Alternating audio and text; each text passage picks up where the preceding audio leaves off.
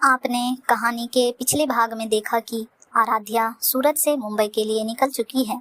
अब आगे आराध्या को सूरत से निकले 2 घंटे बीत चुके थे। वह खिड़की से बाहर की ओर देखते हुए सोच रही थी कि कैसा होगा अभिजीत अंकल का परिवार, जिनके घर पर वो रहने वाली है और कुछ ही घंटों में वह मुंबई पहुंचने वाली है और नई जगह पर नए लोगों के साथ खुद को कैसे एडजस्ट कर पाएगी। मुंबई रुद्राक्ष अपने ऑफिस में अपने केबिन में मौजूद था। कुछ घंटे ऑफिस में बिताने के बाद शाम के समय वह अपनी कार लेकर मरीन ड्राइव के लिए निकल कर जाता है। दूसरी ओर आराध्या की ट्रेन मुंबई पहुंच चुकी थी। आराध्या ट्रेन से उतर स्टेशन के बाहर पहुंचती है और सिंघल मैंसन पहुंचने के लिए टैक्सी लेती है और आराध्या टैक्सी में बैठकर सिंघल मैंसन के लिए निकल जाती है। टैक्सी मुंबई की सड़कों पर दौड़ पड़ती है और आराध्या टैक्सी में बैठी खिड़की से बाहर झांक रही थी और मुंबई की हवाओं को महसूस कर रही थी और मुंबई के ट्रैफिक पर भी अपनी नजरें दौड़ा रही थी। आराध्या मन ही मन सोच रही थी कि आज वह अपने सपनों की तरफ पहला कदम बढ़ाने जा रही है। मुंबई पहुंचकर आराध्या की टैक्सी आगे बढ़ते हुए मरीन ड्राइव के पास होकर गुजरने लगती है। मरीन ड्राइव नरीमन पॉइंट पर सोसाइटी लाइब्रेरी और मुंबई राज्य सेंट्रल लाइब्रेरी से लेकर चौपाटी से होते हुए मालाबार हिल तक क्षेत्र में है। देर रात के समय ऊंची इमारतों से देखने पर मरीन ड्राइव बहुत बेहतरीन आकर्षित दिखाई देता है। देर शाम के समय भी मरीन ड्राइव का दृश्य देखते बन रहा था, जिससे आराध्या भी अपने आप को रोक नहीं पाई और टैक्सी ड्राइवर से कहकर टैक्सी को 10 मिनट के लिए साइड में लगाने को कह देती है। देर शाम लोग यहाँ आते हैं, बैठते हैं और अंदर से सुकून महसूस करते हैं। आराध्या भी टैक्सी से उतर मरीन ड्राइव की ओर बढ़ती है। आराध्या मरीन ड्राइव पहुंचकर किनारे पर रखे पत्थर पर चढ़कर समंदर से उठती लहरों की आवाज़ों को सुनकर महसूस कर रही थी, जो चट्टानों से टकराकर शोर कर रही थी। समंदर की लहरों के चट्टानों से टकराने की आवाज़ आराध्या को भीतर से सुकून महसूस करा रही थी और समुद्र की ओर से आने वाली ठंडी हवाओं के थपेड़े आराध्या अपने चेहरे पर महसूस कर मुस्कुरा ही रही थी। कुछ पल यूं ही पत्थर पर खड़े रहकर सुकून महसूस करने के बाद आराध्या जाने के लिए पीछे की ओर मुड़ती है और पत्थर से उतरने वाली होती है। तभी उसका पैर फिसलता है और गिरने ही वाली होती है। तभी कोई शख्स उसका हाथ थाम उसे अपनी ओर खींचकर गिरने से बचा लेता है। वह शख्स कोई और नहीं बल्कि रुद्राक्ष ही था, जो कुछ ही दूरी पर पत्थरों पर बैठा हुआ मिहिका की यादों में घूम रहा था।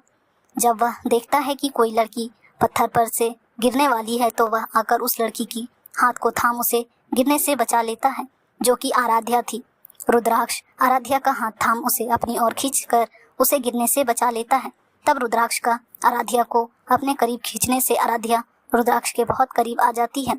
आराध्या का एक हाथ रुद्राक्ष के हाथ में होता है और अपने दूसरे हाथ से रुद्राक्ष के कंधे को मजबूती से पकड़ लेती है और अपना चेहरा गिरने के डर से नीचे की ओर करके रुद्राक्ष के सीने में छुपा लेती। थोड़ी देर बाद आराध्या अपना चेहरा ऊपर की ओर उठाती है और रुद्राक्ष की ओर देखती है और रुद्राक्ष भी आराध्या की नज़रों से नजरें मिलाकर आराध्या के आंखों में देखता है और आराध्या के डर के मारे घबराए हुए चेहरे पर अपनी नजरें एक पल के लिए रखता है। फिर दूसरे ही पल रुद्राक्ष आराध्या का हाथ छोड़ उसे खुद से दूर करता है और गुस्से से कहता है, अगर ऊंचाई पर चढ़कर समंदर की हवाओं को महसूस करने का शौक रखती हो तो अपने आप को संभालना भी सीखो। आराध्या कुछ पल के लिए समझ ही नहीं पाती है कि उसके साथ क्या हुआ, पर रुद्राक्ष के ऐसा कहने पर वह खुद को संभाल कर कहती है, आपका बहुत बहुत शुक्रिया मुझे गिरने से बचाने के लिए। वह मेरा पैर। आराध्या आगे कुछ बोल पाती उससे पहले ही रुद्राक्ष कहता है, मैडम मुझे तुम्हारी बकवास सुनने में कोई दिलचस्पी नहीं है, जाओ यहाँ से, मुझे अपने आसपास शांति चाहिए, सो प्लीज गो अवे। रुद्राक्ष के मुंह से यह सुनकर अब तक शांत खड़ी आराध्या को भी गुस्सा आता है और वह कहती है, एक्सक्यूज मी, आपने मुझे गिरने से बचाया, इसके लिए मैं आपको थैंक्स बोल चुकी हूँ, पर आप हैं कि मुझसे इतनी बदतमीजी से बात किए जा रहे हैं। अगर आपको मेरी बात बकवास लगती है तो मुझे भी आपकी बकवास सुनने में कोई दिलचस्पी नहीं है। यह कहकर आराध्या वहाँ से निकलकर टैक्सी में बैठकर अपने मंजिल की तरफ बढ़ जाती है, जो उसे रुद्राक्ष के करीब ही लेकर जा रही थी। रुद्राक्ष आराध्या के वहाँ से जाते देख खुद से कहता है, पता नहीं लोगों से मेरा सुकून बर्दाश्त क्यों नहीं होता है। घर और ऑफिस में मिस्टर अभिजीत सिंघल और यहाँ पर यह लड़की मिल गई। कुछ पल मुझे मेरी मिहिका की यादों के साथ अकेला क्यों नहीं छोड़ देती यह दुनिया। यह कहकर रुद्राक्ष वहीं पत्थर पर बैठ जेब में से अपना वॉलेट निकालकर उसमें से लगी मिहिका की तस्वीर को देखकर चेहरे पर हल्की मुस्कान लिए कहता है, इस दर्द दिल का सुकून सिर्फ तुमसे है। मिहिका का यह कहते हुए सामने समंदर की ओर देखते हुए रुद्राक्ष मिहिका की यादों में खो जाता है और मिहिका और उसके बीते हुए दिनों को याद करने लगता है जब वह मिहिका से पहली बार मिला था। फ्लैशबैक। रुद्राक्ष की कॉलेज का पहला दिन, जब वह कॉलेज में मेन गेट से होते हुए कॉलेज के अंदर पहुंचता है और अपने क्लासरूम में एंटर करने वाला होता है। कुछ समझ पाता उससे पहले ही किसी लड़की ने अपने खूबसूरत होंठ रुद्राक्ष के होठों पर रख रुद्राक्ष को किस कर लिया। रुद्राक्ष तो उस लड़की की इस हरकत से हक्का बक्का रह गया था। रुद्राक्ष के होठों को अपने होठों से चूमने के बाद वह लड़की रुद्राक्ष से कुछ एकदम दूर हटती है और रुद्राक्ष से कहती है, सॉरी डियर, वह मैंने अपने फ्रेंड्स के साथ बेट लगाई थी कि जो भी लड़का इस क्लासरूम में पहले एंटर करेगा मुझे उसे किस करनी है, और तुम आ गए और मुझे तुम्हें किस करना पड़ा, क्योंकि मिहिका कभी भी अपने फ्रेंड से कोई बेट हारती नहीं है। मिहिका को सिर्फ जीतने की आदत है। रुद्राक्ष मिहिका की बातों को सुनकर मन ही मन कहता है, मिहिका नाइस नेम, और एक नज़र मिहिका पर डालता है। बड़ी बड़ी गहरी नीली आंखें, गोरा रंग, खूबसूरत सुर्ख लाल होंठ जिस पर लिपस्टिक लगाई हुई थी और सुंदर नयन नक्श कंधे तक हाईलाइट्स किए हुए बाल, लेकिन खूबसूरत बाल। और पहनावे की बात करें तो शॉर्ट मिनी स्कर्ट और उस पर ऑफ शोल्डर रेड टॉप जो मिहिका पर बहुत ही फब रहा था। पहली ही नज़र में मिहिका का बोल्ड अंदाज और मिहिका रुद्राक्ष के मन को भा गई थी। रुद्राक्ष मिहिका की तरफ अपना हाथ बढ़ाते हुए कहता है, hi, I am Rudraksh Singhal from India, और तुम्हें देखकर लगता है कि तुम भी इंडिया से ही हो, पर इंडियन गर्ल टाइप बिल्कुल भी नहीं हो। मिहिका कहती है, क्योंकि मैं इंडियन जरूर हूँ बट नॉट फ्रॉम इंडिया, मैं यहीं लंदन में ही रहती हूँ अपने अंकल आंटी के साथ। और रुद्राक्ष नाइस नेम, और दिखने में भी काफ़ी हैंडसम हो, या यूँ कहूँ काफ़ी हॉट हो। रुद्राक्ष मिहिका की बात सुनकर कहता है, तुम काफ़ी ओपन माइंडेड और बोल्ड हो।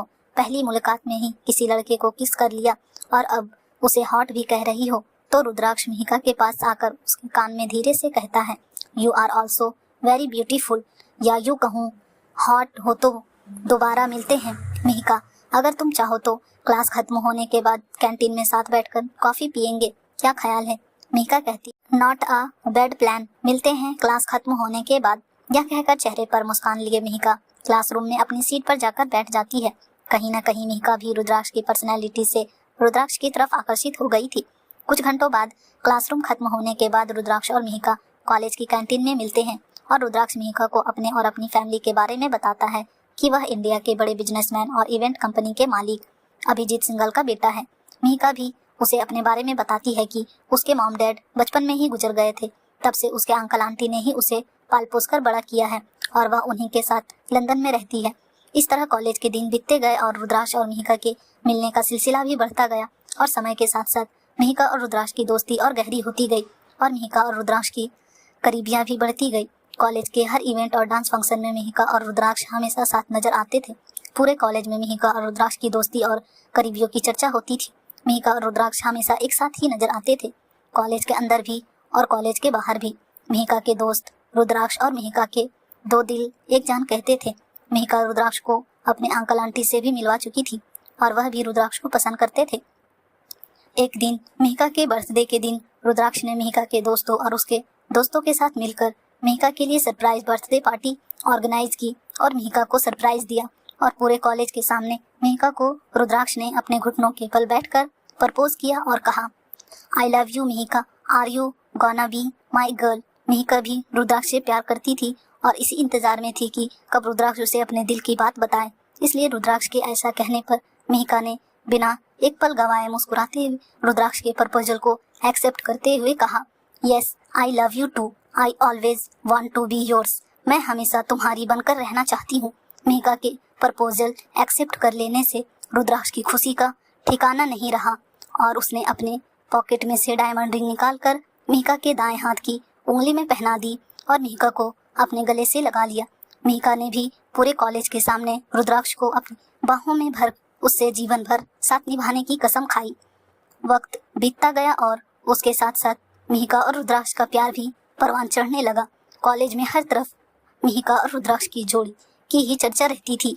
दोनों कॉलेज की लव बर्ड्स माने जाते थे और समय बीतता गया और वह दिन भी आया जब रुद्राक्ष और मिहिका के कॉलेज की पढ़ाई पूरी हुई और कॉलेज खत्म हो गए। अब रुद्राक्ष को वापस इंडिया लौटना था अपनी फैमिली के पास, पर वह मिहिका को छोड़कर नहीं जाना चाहता था और मिहिका भी रुद्राक्ष से दूर नहीं रहना चाहती थी। रुद्राक्ष ने मिहिका और उसके अंकल आंटी से कहा कि उसे अब वापस इंडिया लौटना ही पड़ेगा अपनी फैमिली के पास, पर वह मिहिका को यहाँ छोड़कर नहीं जाना चाहता। इसलिए वह मिहिका से शादी कर उसे अपनी पत्नी बनाकर उसे अपने साथ इंडिया लेकर जाना चाहता है, क्योंकि अगर वह मिहिका से बिना शादी करे अकेले इंडिया जाता है और उसकी फैमिली को मिहिका के बारे में बताता है तो वह कभी भी उसकी शादी मिहिका से नहीं होने देंगे और वह लंदन में पली बड़ी और मॉडर्न विचारों वाली मिहिका को अपने घर की बहू नहीं बनाएंगे, क्योंकि उसके पापा उसकी शादी किसी इंडियन संस्कारों वाली लड़की से करवाना चाहते हैं।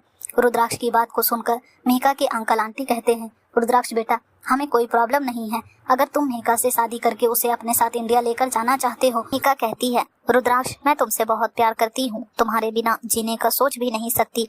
हम दोनों को शादी कर लेनी चाहिए और फिर इंडिया जाना चाहिए, जिससे तुम्हारी फैमिली के पास कोई ऑप्शन नहीं बचेगा हम दोनों की शादी और रिलेशन को एक्सेप्ट करने के अलावा। इसलिए मैं तुम्हारे साथ शादी करने के लिए तैयार हूँ। मिहिका और रुद्राक्ष एक दूसरे को अपने गले से लगा लेते हैं और दूसरे ही दिन मिहिका और रुद्राक्ष कोर्ट मैरिज कर लेते हैं और रुद्राक्ष मिहिका को अपनी पत्नी बनाकर अपने साथ इंडिया अपने घर ले आता है और सभी घर वालों को अपने और मिहिका के रिश्ते के बारे में बताता है। रुद्राक्ष के साथ मिहिका को देखकर घर वाले चौंक जाते हैं और वे मिहिका को अपने घर की बहू के रूप में स्वीकारना नहीं चाहते हैं और रुद्राक्ष के मिहिका से इस तरह उन्हें बिना बताए शादी करने के फैसले से भी नाराजगी जताते हैं। पर रुद्राक्ष सभी को मना लेता है और आखिरकार रुद्राक्ष की जीत के आगे सभी को झुकना ही पड़ा और मिहिका को अपनी बहू के रूप में एक्सेप्ट करना पड़ता है। पर अभिजीत को मिहिका कभी भी कुछ खास पसंद नहीं आती है, क्योंकि उन्हें मिहिका में परिवार को एकजुट रखने के गुण नजर नहीं आते हैं। वह सिर्फ अपने और रुद्राक्ष के बारे में ही सोचा करती थी। रुद्राक्ष अपने अतीत की यादों में खोया हुआ होता है। तभी वहाँ पर एक पुलिस हवलदार आता है और डंडा दिखाते हुए रुद्राक्ष से कहने लगता है, ये लड़के चल उठ यहाँ से और किसी को भी अब यहाँ रुकने की परमिशन नहीं है, देर रात हो गई है। रुद्राक्ष एक नज़र नीचे से ऊपर हवलदार पर डालता है और अपनी जेब में से 2000 का नोट निकालकर हवलदार की ओर बढ़ाता है। हवलदार 2000 की नोट को देखकर लालच से अपनी जीभ से लार टपकाते हुए 2000 की नोट लेकर झट से अपने जेब में रख लेता है और रुद्राक्ष से कहता है, साहब गलती हो गई मुझसे जो आपसे इस तरह बात की। आप जब तक चाहें यहाँ आराम से रुक सकते हैं, कोई दिक्कत नहीं है। मेरी गलती के लिए मुझे माफ़ कर दीजिएगा। और रुद्राक्ष को सलाम करके वहाँ से निकल जाता है। पुलिस हवलदार के जाने के बाद रुद्राक्ष वहीं पर समंदर के किनारे पत्थर पर लेटकर अपनी आंखें बंद कर मिहिका को याद करते हुए गाना गुनगुनाता है। क्या रुद्राक्ष अपने अतीत को भूल आगे बढ़ पाएगा और आराध्या के आने से रुद्राक्ष की जिंदगी में क्या उथल पुथल मचती है, जानने के लिए पढ़ते रहिए मेरी चाहत सिर्फ तुमसे।